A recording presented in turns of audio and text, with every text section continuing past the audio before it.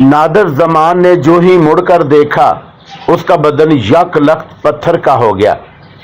फेरोजा की बजाय उसके सामने उधेड़ उम्र का एक कवि हैकल बदशक्ल शख्स सर से पांव तक स्याह चुगा पहने खड़ा था।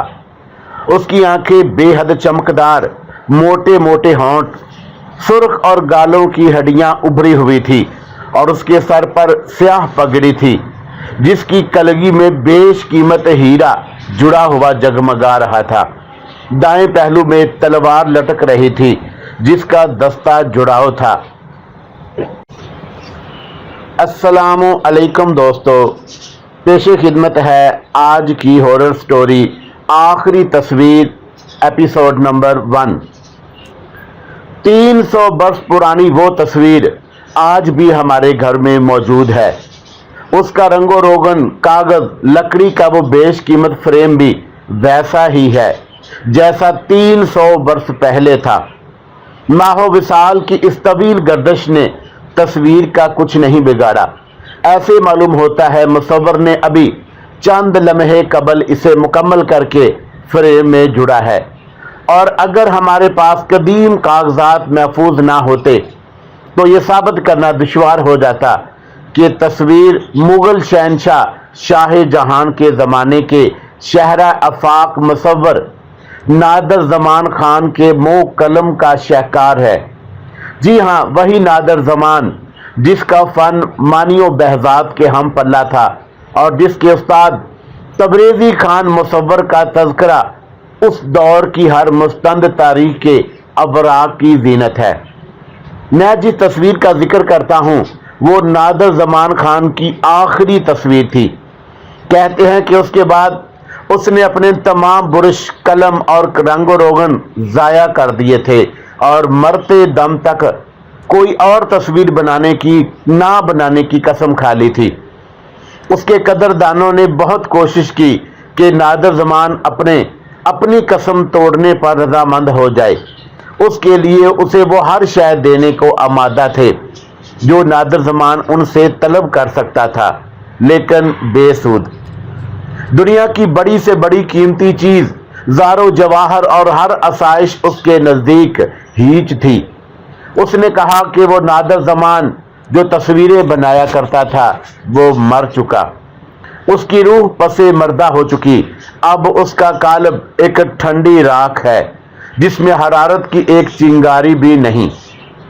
नादर जमान ने मुसव्वरी क्यों तरक की, उसके पीछे एक अलमनाक और दर्द अंगेज दास्तान फैली हुई है। ऐसी दास्तान जो अभी तक सीनों में दफन थी, लेकिन अब 3 सदियां गुजरने के बाद मैं उसे कागज पर उतारने की कोशिश कर रहा हूं। ये दास्तान मेरे जद्दे आला मिर्जा तर्क ताजा खान को खुद नादर खान ने सुनाई थी और ये तस्वीर भी उसी ने उन्हें अता की थी। सरसरी तौर पर देखें तो उसमें कोई खास बात महसूस नहीं होती, लेकिन जूं जूं नजर गहरी होती है तो तस्वीर के खालो खत उभरते हैं। आहिस्ता आहिस्ता तस्वीर का माहौल जानदार होने लगता है। लकीरें, जाविये, कोसे, दायरे और रंग सभी सांस लेते महसूस होते हैं और तमाशाई अपने आप को उस जीगते जागते माहौल का एक हिस्सा समझने पर मजबूर हो जाता है, और यही उस तस्वीर की खूबी है। पसे मंजर में एक आलीशान हवेली का सजा सजाया कमरा, फर्श पर कालीन बिछा हुआ, महराब नुमा दरवाजों और खिड़कियों पर रेशमी पर्दे आवीज़ां, छत गहरी के ऐन दरमियान इंतहाई बेशकीमत नफीस झाड़ लटका हुआ, दाएं बाएं दीवारों पर कमल और फानूस।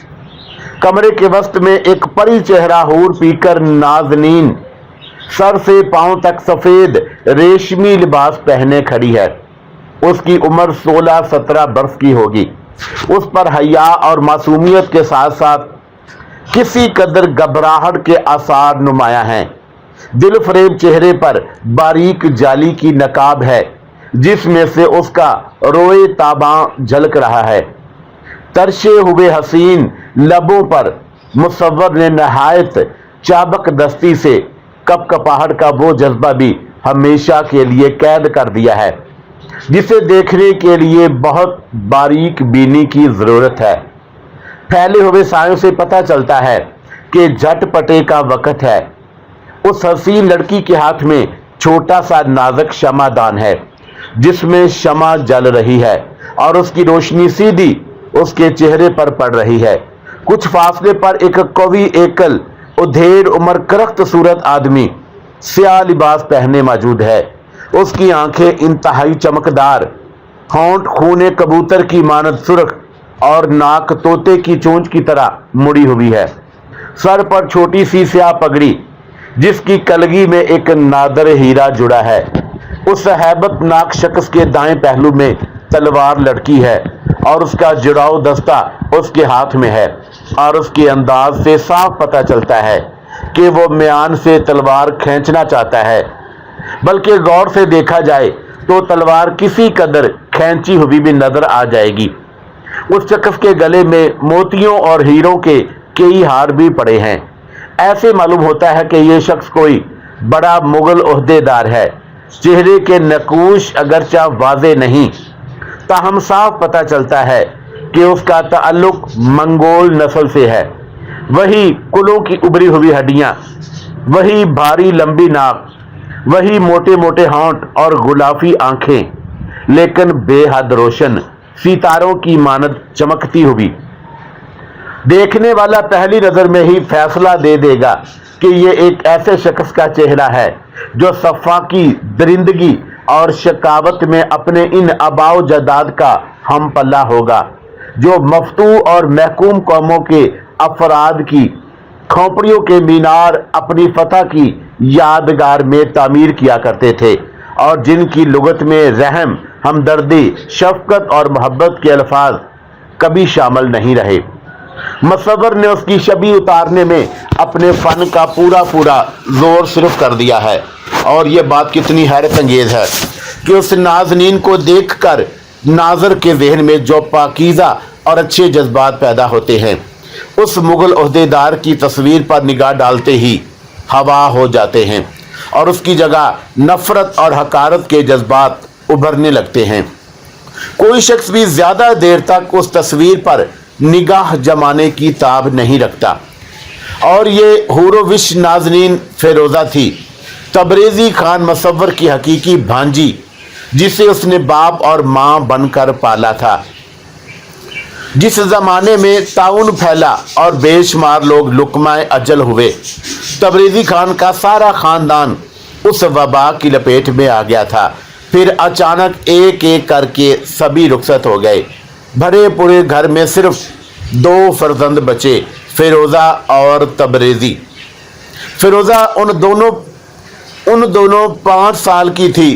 तबरेज़ी दिलो जान अपनी उस नन्ही भांजी को चाहता था और उसने बड़ी नाजो नाम में उसकी परवरिश की और तालीम व तरबियत से भी आरास्ता पैरास्ता किया। फेरोज़ा जवान हुई तो जैसे क़यामत अपने साथ लेकर आई। बड़े बड़े जागीरदार, रूसा और नवाब उसकी तलबगारी के ख्वाब देखने लगे। यहाँ तक कि अजीम शाही खानदान के शहजादों ने भी फेरोज़ा का जिक्र सुना और दरबारे मुसव्विरों ने 100 हीलों बहानों से उसकी उम्दा से उम्दा तस्वीरें खींचकर महलों में पहुंचाईं। लेकिन तबरेज़ी कोई मामूली आदमी ना था। सब जानते कि वो शहनशाह का मंजूर नज़र मुसव्विर है, और अगर उसने किसी की शिकायत शहनशाह गीती पनाह से कर दी तो उसका जन बच्चा कोलू में पिलवा दिया जाएगा। तबरेज़ी जानता था कि अभी फेरोज़ा मासूम है, उसे दुनिया की ऊंच नीच, अच्छे बुरे की तमीज़ नहीं हुई। शऊर ज़रा पुख्ता हो जाए तब उसकी शादी करेगा। लेकिन उसे क्या खबर थी कि फेरोज़ा का दिल कभी का घायल भी हो चुका और तबरेज़ी खान के नौजवान शागिर्द नादर ज़मान को वो रूह की गहराइयों से ज़्यादा चाहने लगी है। कुछ यही कैफियत नादर ज़मान की भी थी। उसने लाख कोशिश की कि वो फिरोज़ा की तरफ माइल ना हो, उसका तसव्वुर, उसका ख्याल जहन से झटक दे, मगर बेसूद। उसकी हर कोशिश बुरी तरह नाकाम हो चुकी थी। वो खूब जानता था कि तबरेज़ी खान अपनी भांजी की शादी किसी ऐसे शख्स से करेगा जिसकी कोई हैसियत हो। उस हसीन लड़की के लिए ऊंचे मालदार घरानों के अच्छे से अच्छे नौजवानों की कमी न थी। फिर ये कैसे मुमकिन है कि तबरेज़ी खान फिरोज़ा का हाथ नादर ज़मान के हाथ में दे दे, जिसके पास खाने को था ना पहनने को, और वो अपनी ज़रूरियात के लिए हर तरह अपने उस्ताद का मोहताज था। हाँ, ये अलग बात है कि खुद नादर ज़मान मर्दाना हुस्न सेहत का बेहतरीन नमूना था। खुश रूह, खुश नहाद, खुश अखलाक और खुश जमाल। अगर मुफलस ना होता तो बेशक फिरोज़ा के लिए वो बेहतरीन शोहर साबित हो सकता था। लेकिन दौलतमंद बनने और नाम पैदा करने के लिए भी बड़ी मेहनत की ज़रूरत थी। वो अपने काम में खो जाता, दिन रात तस्वीरें बनाता। कई और शागिर्द भी तबरेज़ी खान से मुसव्वरी सीखने उसके आलीशान मकान पर आया करते, लेकिन जितने अदब और सआदतमंदी से नादर ज़मान अपने उस्ताद से पेश आता, उनमें से कोई भी शागिर्द पेश ना आता। यही वजह थी कि बहुत जल्द तबरेज़ी खान उस पर एतमाद करने लगा। उसे मालूम हो गया कि नादर ज़मान शरीफ नौजवान है, उस पर भरोसा किया जा सकता है और उसे काम सीखने का शौक भी है। चुनाचा उसने नादर ज़मान को अपनी हवेली का एक कमरा दे दिया और उसकी तमाम ज़रूरियात का कफील बन गया। फिर वो दिन भी आया जब नादर और फिरोज़ा की आंखें चार हुई। एक ना बुझने वाली आग थी जिसमें दो जी रूह जलने लगे। मुलाकातें बढ़ी, बेतकल्फ़ी हुई, अहदो पैमान बांधे गए, हमेशा एक साथ रहने और मरने की कस्में तक खाई गईं। सब कुछ जानने और समझने के बावजूद एक दूसरे से मोहब्बत किए चले जा रहे थे और उनकी इस मोहब्बत का इल्म खुदा के सिवा किसी को ना था। दिन तेजी से गुजर रहे थे। फिरोज़ा और नादर का इश्क अरूज पर आया, लेकिन उसमें किसी किस्म की नफसानियत का शाइबा तक भी ना था। वो घंटों आमने सामने बैठे बातें करते रहते और वक़्त पर लगाकर उड़ने लगता। नादर ज़मान उस शाम अकेला अपने तस्वीर खाने में मौजूद था और एक तस्वीर बनाने में ऐसा मुनहमिक कि उसे दुनिया और माफिया की कुछ खबर ना थी। वो दरअसल एक मुगल शहजादी की तस्वीर कई दिनों से बना रहा था और अजीब बात थी कि हमेशा तस्वीर में कहीं ना कहीं खामी रह जाती या कोई ऐसी गलती सरजद हो जाती कि पहला खाका रद्द करके उसे दूसरा खाका बनाना पड़ता। अब तक वो 4-5 खाके बनाकर ज़ाया कर चुका था और छठा खाका बनाने में लगा हुआ था। बहुत देर बाद उसे पता चला कि खामी दरअसल कहाँ है। होता ये था कि गैर इरादी तौर पर वो शहजादी की आंखें, पेशानी और होंठ बिल्कुल फिरोज़ा के से बना देता और जो ही तस्वीर अपने खदोखाल समेत उभरने और नुमायां होने लगती, नौजवान मुसव्वर घबरा कर मुंह कलम हाथ से फेंक देता और उसकी समझ में ना आता था कि आखिर हर बार फिरोज़ा ही की तस्वीर क्यों बन जाती है, जबकि उसकी निगाहों के बिल्कुल करीब एक ऊंची सी तपाई पर उस मुगल शहजादी की ऐसी तस्वीर धरी थी जिसे किसी और मुसव्वर ने बनाया था। लेकिन ये तस्वीर शहजादी को पसंद नहीं आई और शहनशाह ने तबरेज़ी खान को हुक्म दिया था कि वह उसकी प्यारी बेटी की नई तस्वीर बनाए। तबरेज़ी खान ने यह काम नादर खान के सुपुर्द कर दिया था और जितनी मोहलत उसे दी गई थी वो बस ख़त्म ही होने वाली थी।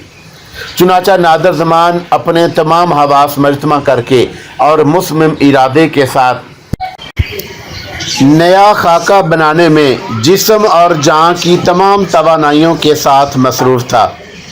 उसे खबर भी ना हुई कि कब तबरेज़ी खान के दूसरे शागिर्द रुखसत हुए, कब सूरज गरूब हुआ और कब हवेली का बूढ़ा मुलाजम वो शमादान रोशन करके वहाँ रख गया जिसमें लंबी लंबी सफ़ेद 6 शम्में जला करती थीं।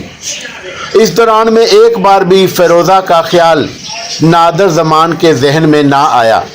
खाका मुकम्मल करने के बाद उसने तनकीदी निगाह डाली और ये देखकर इत्मीनान का सांस लिया کہ اس مرتبہ وہ اپنی کوششوں میں 100% کامیاب رہا۔ یہ خاکہ شہزادی کا تھا جو بلا شبہ حسین و جمیل تھی، لیکن فیروزہ کے حسن و جمال کی برابری نہ کر سکتی تھی۔ نادر زمان نے سرمئی چاک رکھ کر چینی کی پیالی اور ننھا سا برش سنبھالا۔ اس پیالی میں گلابی رنگ تھا اور اب خاکے میں رنگ بھرنے کا آغاز کرنے والا تھا۔ ابھی اس نے 2-3 مرتبہ ہی برش چلایا ہوگا کہ عقب میں ہلکی سی آہٹ سن کر وہ چونکا اور ایک دم مڑ کر دیکھنے لگا۔ اس کا خیال تھا کہ یہ بے پاؤں کمرے میں آنے والا فیروزہ کے سوا اور کوئی نہیں ہو سکتا۔ اکثر ایسا ہوتا، شام کو سورج چھپنے کے فوراً بعد چند لمحوں کے لیے وہ اس کے کمرے میں آتی تھی، اور وہ بھی اس وقت جب کہ تبریزی خان حویلی میں موجود نہ ہو۔ اپنے ماموں کی موجودگی میں اس کی مجال نہ تھی کہ حویلی کے مردانہ حصے میں بغیر اجازت قدم بھی رکھ سکے۔ یہ اور بات تھی کہ تبریزی خان نے اسے کبھی نادر زمان سے پردہ کرنے کا حکم نہ دیا تھا۔ اکثر ایسا بھی ہوتا کہ نادر زمان کو گھر کے اندر بلا لیا کرتا اور وہ تینوں رات کو کھانا ایک ہی دسترخوان پر بیٹھ کر کھاتے۔ تبریزی خان کو اپنے نوجوان شاگرد پر کچھ ایسا ہی بھروسہ تھا۔ نادر زمان نے جو ہی مڑ کر دیکھا، اس کا بدن یک لخت پتھر کا ہو گیا۔ فیروزہ کی بجائے اس کے سامنے ادھیڑ عمر کا ایک قوی ہیکل بد شکل شخص سر سے پاؤں تک سیاہ چگا پہنے کھڑا تھا۔ اس کی آنکھیں بے حد چمکدار، موٹے موٹے ہونٹ، سرخ اور گالوں کی ہڈیاں ابری ہوئی تھی۔ اس کے سر پر سیاہ پگڑی جس کی کلگی میں بیش قیمت ہیرا جڑا ہوا جگمگا رہا تھا۔ دائیں پہلو میں تلوار لٹک رہی تھی جس کا دستہ جڑاؤ تھا۔ یہ اجنبی کون ہے، کدھر سے آیا اور اس کے کمرے میں کیا کر رہا ہے؟ یہ تھے وہ سوال جو نوجوان مصور کے ذہن میں ابھرے۔ اپنے لباس اور صورت و شکل سے وہ کوئی مغل سردار یا بڑا عہدے دار نظر آتا تھا۔ مصور نے یہ بھی دیکھا کہ اجنبی کے بائیں ہاتھ میں ابنوس کی خوبصورت چھڑی بھی ہے جس کی شام خالص سونے کی بنی ہوئی ہے۔ اجنبی سے نگاہ 2-4 ہوتے ہی مصور کو یوں محسوس ہوا جیسے اس کی کھوپڑی میں جسم کا سارا خون منجمد ہو گیا ہو۔ دہشت کی ایک انتہائی سرد لہر اس کی ریڑھ کی ہڈی میں اترتی چلی گئی۔ عجیب بات تھی کہ حویلی کا صدر دروازہ اور دوسرے تمام چھوٹے دروازے، کھڑکیاں اندر سے ہمیشہ بند رہتی تھی اور کوئی پرندہ بھی پر نہیں مار سکتا۔ پھر یہ شخص کدھر سے آیا؟ نادر زمان نے گھبرا کر منہ پھیر لیا۔ اس میں مزید آنکھیں چار کرنے کی ہمت نہ تھی۔ نوارد اب بھی بے حس و حرکت اسی انداز میں اپنی جگہ کھڑا رہا۔ اب اس کی نظریں اس کے خاکے پر جمی ہوئی تھی جس میں مصور رنگ بھرنے والا تھا۔ جناب، کیا آپ آقا تبریزی سے ملاقات کے لیے تشریف لائے ہیں؟ مصور نے بہت ادب سے پوچھا۔ ہاں، اسی لیے آیا تھا، اجنبی نے کرخت اور بھاری آواز میں کہا، لیکن اس وقت وہ مکان میں نہیں۔ کیا تم اسے میرا پیغام دے سکتے ہو؟ ارشاد فرمائیے۔ آپ کا پیغام منو ان تک پہنچاؤں گا۔ نوجوان مصور نے گردن کو خم دے کر کہا، آپ مجھ پر بھروسہ کر سکتے ہیں۔ میں آقا تبریزی کا ادنا شاگرد نادر زمان ہوں۔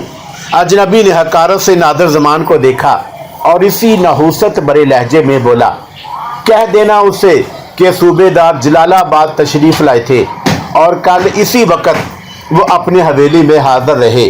ہم پھر آئیں گے، ایک اہم معاملے پر ہم تبریزی سے بات کرنا چاہتے ہیں۔ ان الفاظ کی ادائیگی کے ساتھ ہی وہ مڑا اور نپے تلے قدم اٹھاتا ہوا کمرے سے باہر چلا گیا۔ ایک نرالی بات یہ تھی کہ جاتے ہوئے اس کے قدموں کی آہٹ بالکل پیدا نہ ہوئی۔ 3-4 لمحے نادر زمان سکتے کے عالم میں اپنی جگہ کھڑا رہا۔ ایسا پر اصرار آدمی جیسا یہ جلال آباد کا صوبے دار تھا پہلے کبھی نہ دیکھا تھا۔ उसने जल्दी से हवेली के अंदरूनी सहन की जानब खुलने वाली खिड़की से झांका। यहाँ से सदर दरवाज़ा बखूबी नजर आता था। नादर ज़मान का ख्याल था वो उस मुहीब शख्स को बाहर जाते देख सकेगा, लेकिन वसी सहन वीरान पड़ा था। बरामदों में सन्नाटा और सदर दरवाज़ा अंदर से बंद। वैसे भी उसे खोलना अकेले आदमी की कुव्वत से बाहर था। दरवाजे के दाएं पट के नीचे निचले हिस्से में बना हुआ छोटा सा खिड़की नुमा दरवाज़ा भी बंद था। नादर ज़मान ने अब दौड़कर वो खिड़की खोली जो उसके कमरे के बैरूनी रुख पर थी, और उस खिड़की से वो गली में दूर तक का मंजर देख सकता था। खासी देर तक वो पलक झपकाए बगैर गली में आते जाते इक्का दुक्का लोगों को देखता रहा, लेकिन सूबेदार जलालाबाद का नामो निशान नहीं था। खुदा ही बेहतर जानता है उसे ज़मीन निकल गई या आसमान खा गया। वो आप ही आप कहने लगा, किसी सूरत में वो मेरी निगाहों से बचकर बाहर नहीं जा सकता। लेकिन वो फिर कहाँ गया? इस सवाल ने नादर ज़मान को हैरान परेशान कर डाला। मुमकिन है हवेली और दरवाजे के माबेन कोई खुफिया रास्ता भी हो। उसने सोचा, हाँ ऐसा ही होगा। इस किस्म की अजीम शान पुरानी हवेलियों में अक्सर व बेशतर खुफिया रास्ते, सुरंगें और तय खाने बनवाए जाते हैं ताकि नाजुक औकात में उनके ज़रिए फरार हुआ जा सके या उनमें पनाह ली जा सके। और जलालाबाद का ये सूबेदार यकीनन ऐसे ही किसी खुफिया रास्ते से ज़रूर आगाह है। ताहम ये कितनी गैर मुनासिब बात है कि कोई शख्स यूँ चुप चपाते हवेली में दाखिल हुआ और वो अपने तस्वीर खाने से बाहर निकला। उसने दरवाज़ा बंद करके लोहे का भारी कफल उसमें डाला और कुंजी बड़े एहतियात से अपने लंबे चुगे की अंदरूनी जेब में रखी। फिर हवेली के वसी व अरीज सहन का बगौर मुआयना किया। दोनों तरफ बरामदों में मशालें रोशन थी, जिनकी रोशनी पूरे सहन में फैली हुई थी। नादर ज़मान ने दोनों बरामदों की संगीन दीवारों को हाथों से खूब ठोक बजा कर देखा। उसका ख्याल था कि शायद इन्हीं दीवारों में कहीं खुफिया रास्ता मौजूद होगा, मगर बेसूद। कहीं से भी दीवार ने खोखलेपन का सबूत ना दिया। आखिर में वो 30 हाथ ऊंचे और 10 हाथ चौड़े सदर दरवाजे की तरफ गया, जो लकड़ी के मोटे मोटे शहीतरों से बना था और जिसके ऊपर नीचे और दरमियान में लोहे की भारी चादरें मेखे ठोंक कर लगाई थी। ये दरवाज़ा कोई 150 बरस से उसी तरह खड़ा था। बहुत कम मौके ऐसे होते जब इसे पूरा खोला जाता, वो भी उस वक़्त कि कोई अमीर या वज़ीर अपने हाथी पर सवार होकर हवेली के अंदर आता, वरना आमदो रफत के लिए बगली छोटे दरवाजे ही इस्तेमाल किए जाते, या वो छोटा सा खिड़की नुमा दरवाज़ा जो बड़े दरवाजे में बनाया गया था और जिसमें से एक ऊंचे कद का आदमी गर्दन झुकाए बगैर अंदर दाखिल ना हो सकता था। सभी दरवाजे अंदर से मुतकफल और उनकी कुंजियां बूढ़े चौकीदार अफजल बेग के पास थी। इतने में अफजल बेग हवेली के जनाना हिस्से से निकलकर मर्दाना हिस्से में आया। उसने नादर ज़मान को सदर दरवाजे के करीब खड़े देखा तो सख्त हैरान हुआ। करीब आकर कहने लगा, क्या बात है बरखुरदार, कुछ परेशान से नजर आते हो, खैर तो है? कुछ नहीं बाबा, उसने घबरा कर जवाब दिया, मैं देख रहा हूँ इस हवेली में इन दरवाज़ों के अलावा आने जाने का कोई और रास्ता भी है या नहीं। अफजल बेग ने घूर कर नौजवान मुसव्वर को देखा और उसकी बूढ़ी वफादार आंखों में शक व शुबे के साए लरजने लगे। कोई और रास्ता? बूढ़े ने बुलंद आवाज से कहा, क्या कहते हो नादर ज़मान, आखिर तुम्हें इस वक्त ये सूझी क्या है? ओहो कुछ नहीं, बस यूं ही। नादर ने बात टालना चाही। उसने सोचा कि जलालाबाद के पुर इसरार सूबेदार की आमद का किस्सा आकाए तबरेज़ी के सिवा अभी किसी और से कहना मुनासिब ना होगा। ये बताओ बाबा जान कि आका हवेली में तशरीफ़ रखते हैं या नहीं? वो आज ज़रा देर से आएंगे, बूढ़े ने जवाब दिया। किसी अमीर के यहाँ उनकी दावत है, कह गए थे कि दस्तरखान पर उनका इंतज़ार ना किया जाए। फिरोजा की तबीयत भी कुछ खराब है। उसने कह दिया है कि वो खाना ना खाएगी। आप खाना अंदर खाएंगे या बाहर? फिरोजा की तबीयत खराब है। नादिर जमां एकदम बेचैन हो गया। कब से? अभी कोई निसफ सायत गुजरी होगी। बूढ़े ने कहा। फिरोजा को शायद वो तबरेज़ी से भी ज्यादा चाहता था। वो बैठी एक किताब देख रही थी। यकायक उस पर कपकपी तारी हो गई। कहने लगी, बाबा मुझे जल्दी से कंबल उड़ा दो। मैंने उसे कंबल उड़ा दिया। कपकपी फिर भी ना गई। तब मैंने एक और कंबल उस पर डाल दिया और अंगीठियां भी सुलगा दी। उसका रंग पीला पड़ गया था और वो बार बार कह रही थी, बाबा मुझे क्या हो गया है? मेरा दिल क्यों बैठा जा रहा है? मैं वहां से आकर तुम्हें बताना चाहता था, लेकिन फिरोजा ने मुझे अपने पास से हिलने भी ना दिया। फिर वो आप ही आप बड़बड़ाने लगी, बाबा खुदा के लिए यहाँ से ना जाओ। अगर तुम चले गए तो वो यहाँ आ जाएगा। उस वक़्त वो मकान में मौजूद है। मुझे उससे डर लगता है। वो बहुत खौफनाक है। बाबा यहाँ से ना जाना, मुझे तनहा मत छोड़ना। फिरोजा की ये हालत देखकर मैं बेहद खौफजदा हुआ। उसके अंदर से कोई और ही आवाज़ आ रही थी। दफतन वो पुरसकून हो गई, कपकपी जाती रही। उसने कंबल उतारकर परे फेंक दिए और नाराज होकर बोली, ये दहकती अंगीठियां यहाँ किस लिए लाई गई हैं? इन्हें फौरन हटा दो। मैंने हुक्म की तामील की। अब वो बिस्तर में लेटी बेखबर सो रही है। नादिर जमान दम बखुद ये कहानी सुनता रहा। बूढ़े अफजल बेग के हर जुमले पर उसे अपने दिल की धड़कन बंद होती हुई महसूस हुई। कोई उसके कल्ब की अथाह गहराइयों से पुकार रहा था, फिरोजा फिरोजा फिरोजा। अफजल बेग के साथ वो पहली बार फिरोजा की ख्वाबगाह में दाखिल हुआ तो उसका तमाम बदन मारे हैबत के पसीने में तर था। एक खूबसूरत छप्पड़ कट पर मखमली गद्दों और रेशमी चादरों में लिपटी हुई उसकी महबूबा ख्वाबे नाज के मज़े लूट रही थी।